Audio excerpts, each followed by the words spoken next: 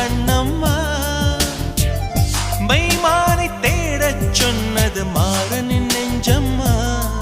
விழி கண்டவர் கண்டிட கெஞ்சிது நெஞ்சது கொஞ்சம் நில்லம்மா